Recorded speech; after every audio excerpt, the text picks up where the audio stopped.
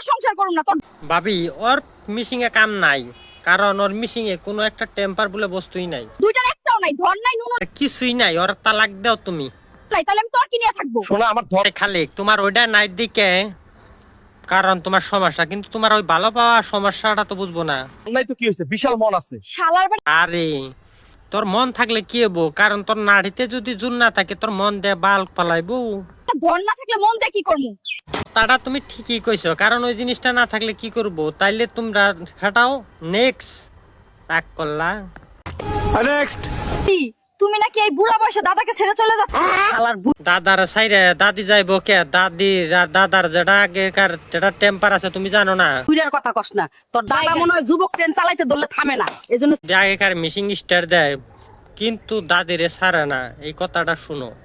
শালা কয় গিরে খারাপ কেন? তুমি যে আরে বাবি আপনি করছেন বুইরে একটা দূর একটা, ও কি আন্ডারে কন্ট্রোল করতে পারবো? কারণ এইরকম আপনি টকটকা একটা জিনিস 2 মিনিট খেলাধুলা কইরাই হাঁপিয়ে যাও। তোমার সাথে আমি সারা পেয়ে যাইবো না, কারণ ও হইছে বুইরে।